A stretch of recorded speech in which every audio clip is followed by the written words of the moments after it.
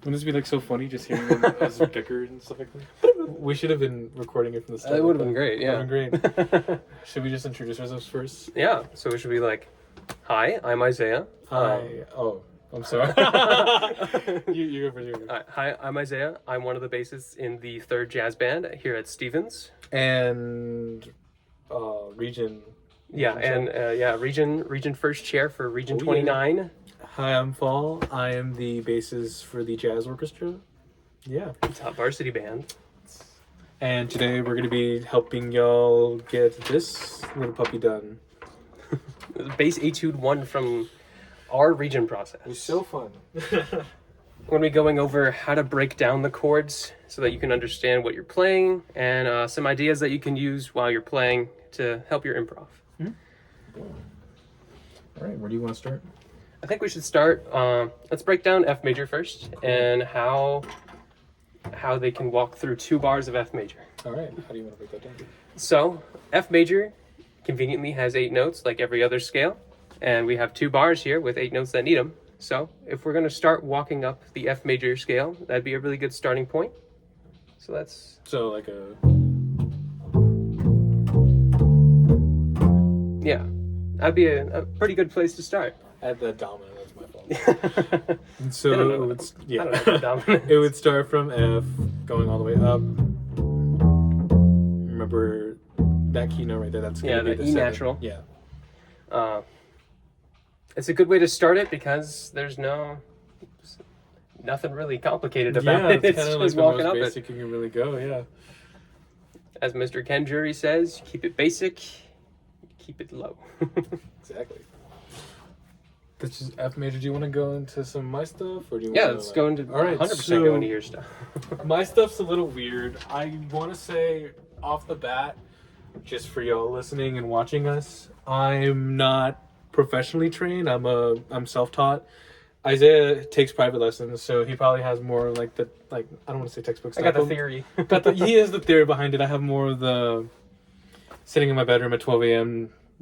trying to comprehend everything kind of mindset. Get some noodles in there. Exactly. So when I first saw this and when I saw a lot of these chords, one of the first things that came to mind for me and a lot throughout my jazz journey was just trying to see them mostly as power chords. So power chord, if you could see my great diagram right here of a bass neck, a power chord would be the root right here, which would be the F, the 5th right here, which would be a C, and then the octave right here, which would be the octave F. That's just the basic point that I would start with, and from there you can... And we can break down a little bit further with saying that those are the building blocks for the arpeggio. Exactly. Yeah. And from there with that arpeggio, if you want to add, going a little more advanced, if you want to add the 3rd, yeah, you have a little more advanced, walking line. That's an advanced walking line. With that 3rd, that would be an open right here on the A string, right here, this one. Boom. It's not on the, you guys get what I mean. You got the open A. Open A right there. There's 2 main ways to play a walking line. You're either going to take your scale and you're going to walk it up, or you're going to take the scale and you're going to play the arpeggio. Arpeggios are typically built in your root, your 3rd, your 5th, and your octave. Every once in a while, if you have 2 bars, like this F major chord, you add in the 6th, which would be D, right? And then, 6th, 7th is the E natural, and then F. Yeah. So for playing this line, you can do the arpeggio up. So if Paul will play the arpeggio, da boom, da doom, da da. And then you can walk it down. Yeah. That's a great way to start that F major chord. And then a great thing about these chords as well, and at least how it works in my mind, is you could, I feel like it's an obvious thing, but an important thing to know, you can move this pattern anywhere on the neck and it would make perfect sense for the chord. That was a whole step up. Yeah. That's the G. And then, but it's the same exact structure as your root 5th and your octave. Exactly. I think, yeah.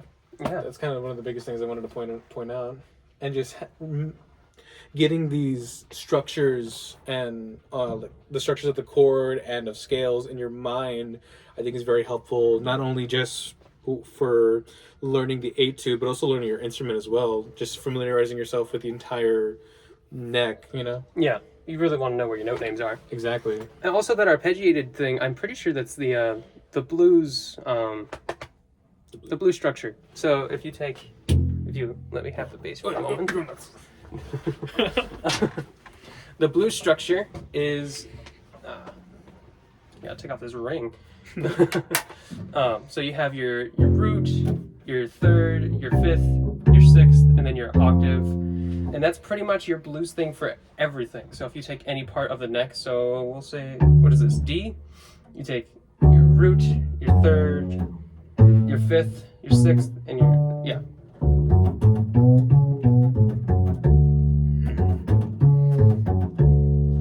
That's the feeling that you get, the blues feel. Mm. And you pretty much use that anywhere, especially when you have those long, where is it? Like Ken says, it is stave 3, or the line 3. All this whole G major and minor line, you can just play. Oh yeah, play exactly. G blues.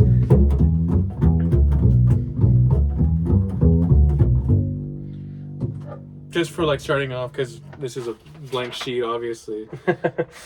Just Nothing written down. the most important thing, and I do want to highlight that because you said this earlier. The most important thing is to keep it simple. Don't try to overcomplicate anything just yet. Yeah. Starting out with your improv, you should probably do a lot of 2-beat. And 2-beat is broken down by playing your root and your fifth of the chord. So take the F major chord and play the root and the fifth. Yeah. Just the first 2 beats. Rest. Yeah. Note, rest, note, play. Yeah. Exactly like that. And that could also be moved to everywhere. Just moving on to the second line.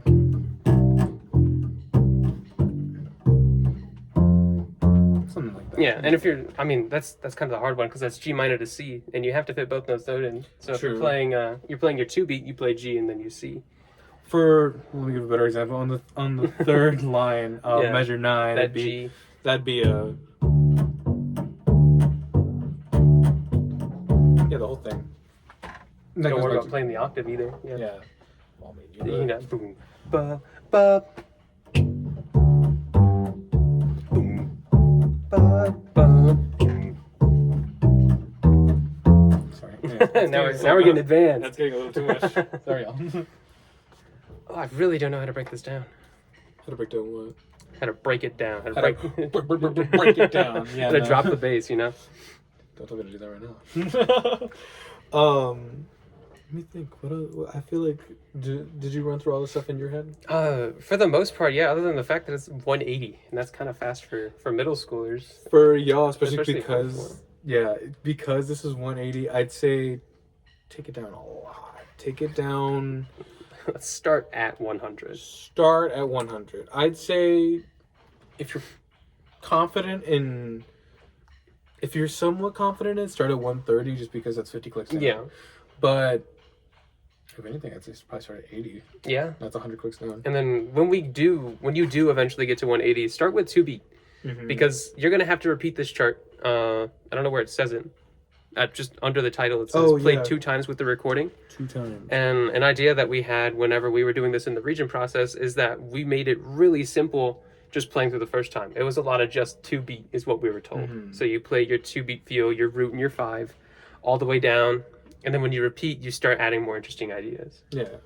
So if you could demonstrate that for like the first line, play 2-beat, and then the second line go into 4/4. Oh no. You got it.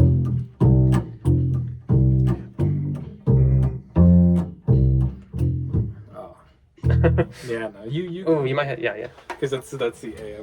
That's the A. So.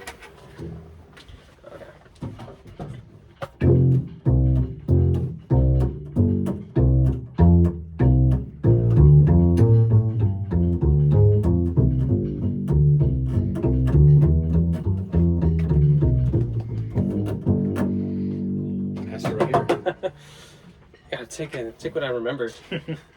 Yeah, I don't remember this at all, honestly. This has been in my mind rent free every day. Boom. Absolutely. Anyways, wrong one. Gosh, yeah. I guess take it easy and like stuff like that. And I do want to go over just a little more what I was talking about here. Sorry. you're I was gonna write down Um, scales. No, yeah, and that's exactly what I was going to talk Yeah. about. The scales. Starting off from here, just the basic structure of the first scale, the major, would be let's say let's say that this is 0. This is open, so this would be 1.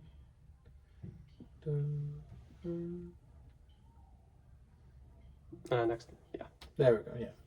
This is your basic major fingering. So starting from this would be the F right here.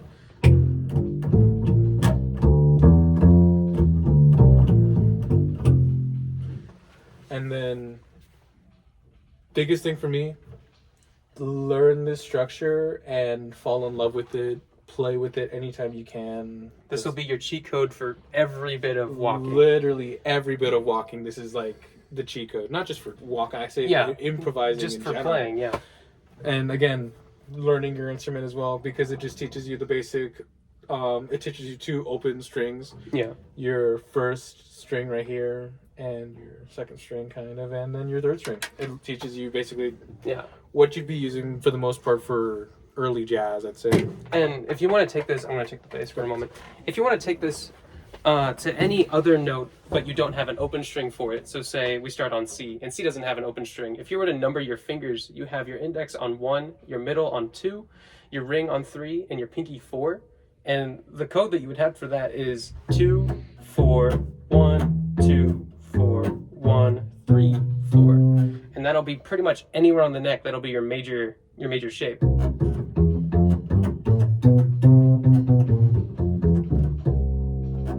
And make sure you get that in tune. Yeah. What's another thing? Another thing I did want to mention, like before moving on to the other chord structures, from what am I thinking? I don't know what I'm thinking. I'm trying to convey. I don't want to just say. So, forget all my mumbling. The 5th fret on, let's say, like if you hit an electric, the 5th fret will, like whenever you're playing, will be the open string of the next string. So let me. For your example, 5th on E is your open A.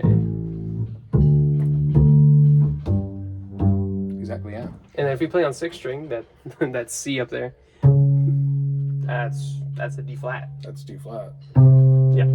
You said 6. Your 5th? Yeah. Sorry. If you play 6th string, that's for guitar. Yeah. Anyway, sorry. No, yeah. That's what I wanted to mention. But, Yeah, the octaves. Yeah. How could that be beneficial?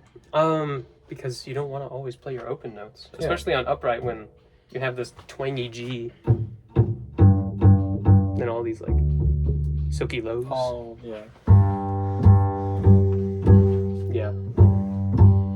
It also just depends. I don't think we have much for what do guitarists call it?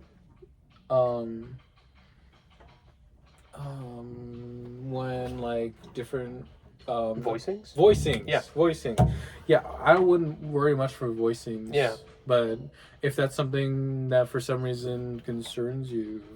I mean, especially if you have a song. Let's see, what's a song that has really weird things? A lot of ballads, I'd say. Sesame Street as well. Like where you have to stretch really far for a certain note. Boom ba da da boom be da da ba dum.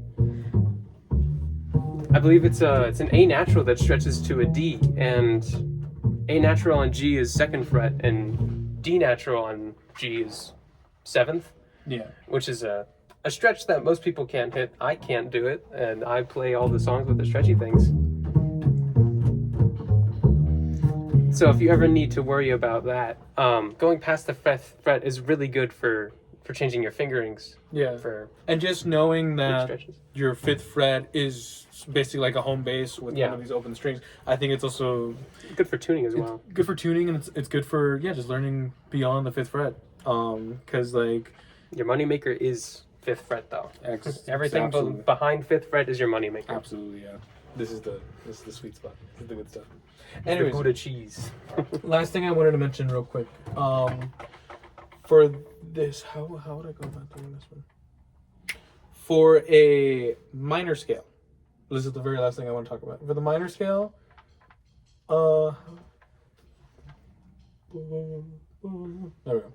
So for a minor scale, the only thing that you change really with your structure would be to move these two notes that you would have on the open onto the fourth. The 4th fret. 4th fret, yeah. So instead of 1 3 4 1 3 4 2 3. yeah, and well, in my mind, instead of the major notes being above you, they're below you. Yeah. So how can I make a good analogy? If they're above, they're happy. If they're below, they're kind of sad and depressed. It's kind of depressed out. Yeah. Unhappy. So it gives you the.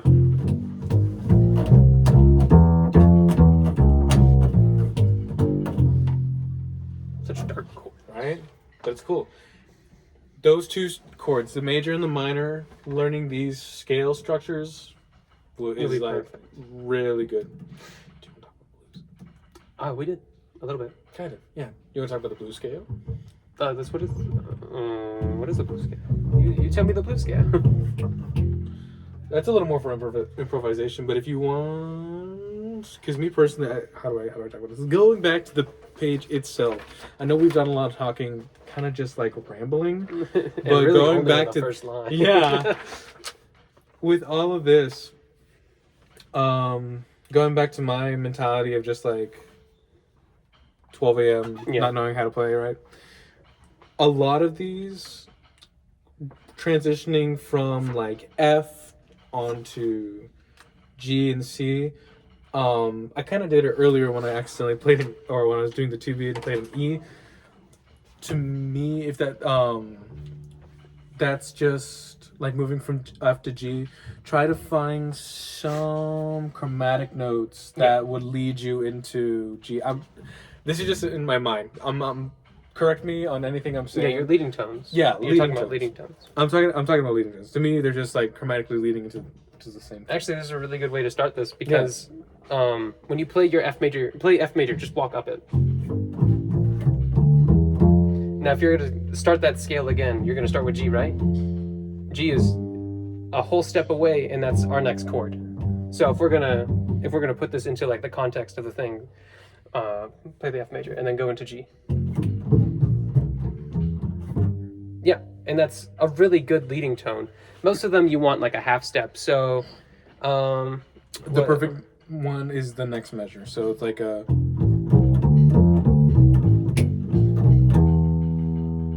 for both of those, for the G minor, I played a which is a B flat. Yeah. G, B flat to lead into the C, and then for the C, leading with an E to get into the F. Yeah. Yeah. Yeah. And then there's also the where is it? I know it's here somewhere.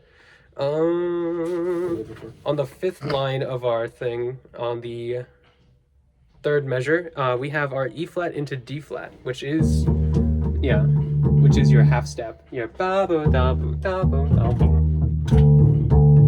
Yeah. So how would you lead leading tones into a chord that's only a half step down?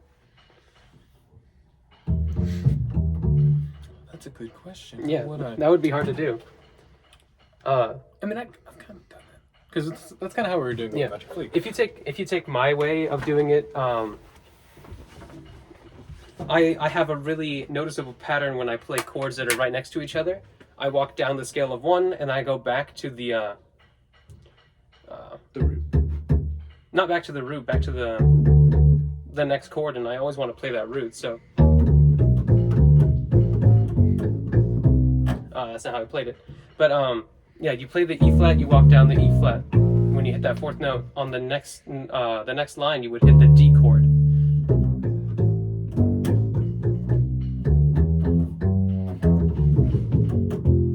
So you walk down one, and then you reach the other one, and then you continue to walk down the scale. Yeah. Oh, we didn't even talk about that.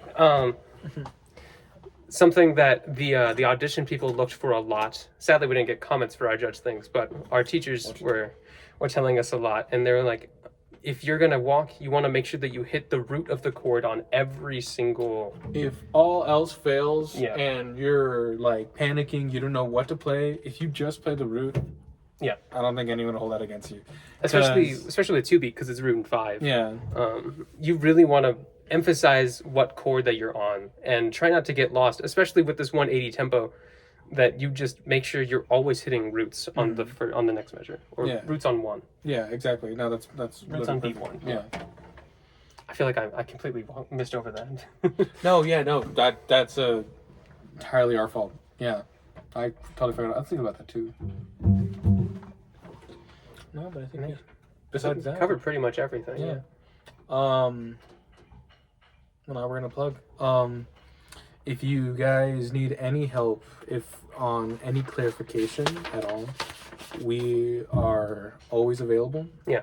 We'll probably ask our directors to send our numbers to y'all. Oh yeah. And get you all in a group meet so that we can talk about this, because this is not easy for an 8th grader to go into a freshman year of improv. I didn't even play improv. I didn't play upright freshman year. I played upright sophomore junior. Sophomore, junior. That's exactly when we started. But even though it's not easy, it's nothing to be scared of. This is like, as soon as you get this under your fingers, like, you're unstoppable. So don't feel any worry about putting this together, because y'all are gonna do great. I already know it. Also, make sure to send y'all the recordings, because I don't think our directors have sent the recordings for these, which is pretty important piece of your etude when it says to play with the recording. I feel like we should make a note at or somewhere towards the beginning, like, if you don't want to hear two nerds babbling about basses and stuff like that. Yeah, not just that, but like add like a timestamp. Timestamp of when we got things done. Literally. But yeah, we'll leave y'all with that. Yeah. All right. Yeah. Bye. Thank you so much.